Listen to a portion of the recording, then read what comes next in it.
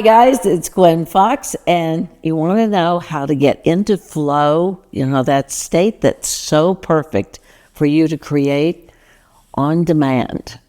That's what we're going to talk about, so stay tuned.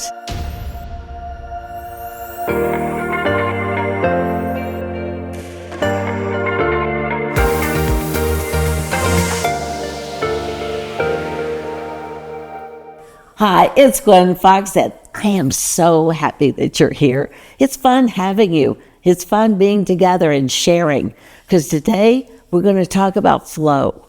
Flow, that wonderful feeling that when we paint a painting, there's no time, and the painting just paints itself effortlessly, and we're so thrilled, and then we look at it and we say, I can't believe I painted that. I can't believe I did that. Well, you were in flow. And all artists want to be in flow. And so why can't you get into flow all the time? I mean, you know what it's there, and then it just happens. And how did it happen? How did you get there? You want to know these things so it can happen again. So let's think about it. You go into the studio and you're painting this painting, or you have this preconceived idea, whatever it is. You go in and you're going to paint this painting. It's already drawn, you're ready. And you start painting it, and it's not going like you want. It's not doing its thing. And so you put on paint, you wipe off paint, you put on more paint, you scrape paint off. Sound familiar? It does to me. And you're frustrated. You're frustrated. And how do you get into flow when you're frustrated like this? But there are blockers. There are blockers for flow. Now let's talk about the blockers for a minute. One is the phone. Hey, leave that phone in the room, in the studio, and you are dead meat, because it's going to beep. You got a text. Oh, I wonder if that's Susie. I don't know. Maybe I ought to call her because we're supposed to have lunch. Okay, so your mind goes out. You're not in flow. Maybe you're thinking, you're painting along and you say, oh my gosh, I got to put the laundry in. I've got to put it in the dryer. Oh dear. You're not in flow. It's tough staying in flow when you've got all these distractions. But to me, one of the main distractions is social media. Got to post how many times a day? You got to answer everybody that comments on your painting, and then you got to go comment on all of theirs so that they will continue commenting on yours. It's a rabbit hole that you just can't find a way out. That's a blocker. Got to keep that out of your studio. Because when you're like that and you're frustrated, what's happening is that you're swimming upstream.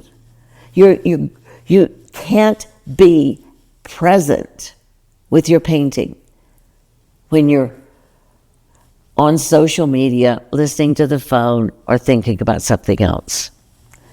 Flow is the path of least resistance. Keep that in mind. Now, there are flow triggers as well as blockers. Triggers meaning what gets you into flow. Bet you want to know these. I was thrilled when I found those. Okay, so one is music. I'm not talking country or jazz or rock. I'm talking really calm music when you go into your studio. Music is great. Another one is having a clear goal when you go in there. Let's say that you want a painting. I just decided yesterday, I've been thinking about this painting for a long time. And I drew it, and I said that next morning, I am going to go in there and I'm going to paint. And I am going to paint this painting. And I did. It was a clear goal. I knew what I was going to do.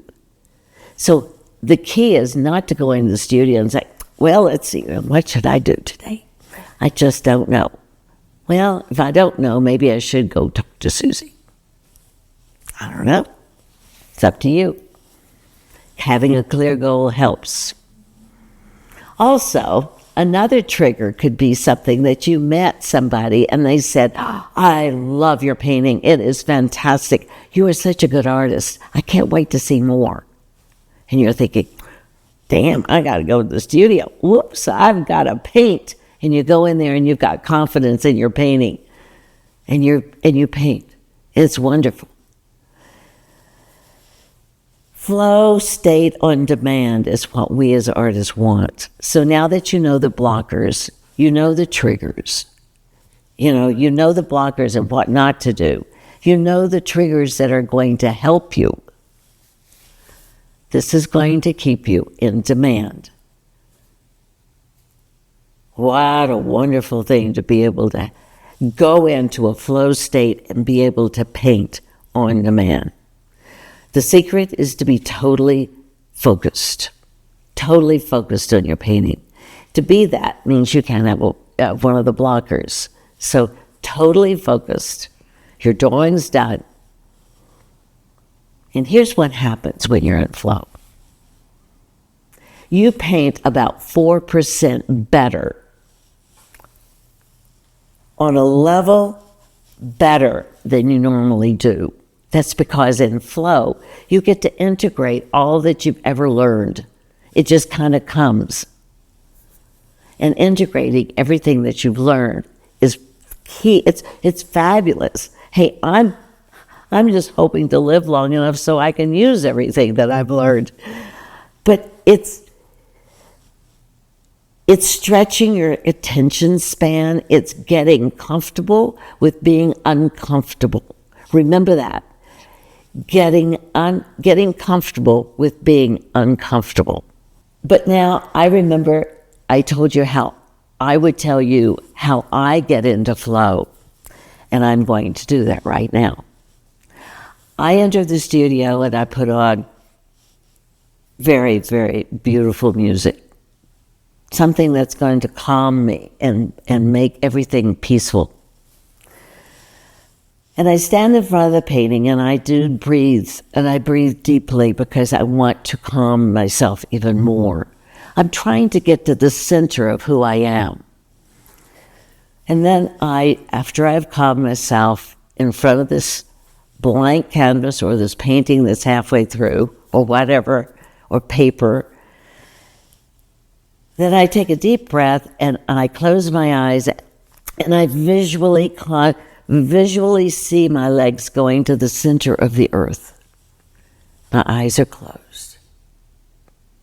This may take 2 seconds, 5 seconds, a minute, whatever it takes. When I feel that I am at the center of the earth, then I know I can paint. Why do I do this? Because I want to ground myself so that I am so grounded that I am allowing flow to come into my studio, into my psyche, into my body, into my mind. That's how I do flow. And it works. Pretty cool. So I want you to leave a comment to tell me if all of this helps, because, guys, it works. Do it. Get better. The world needs your art. So get better. Love ya.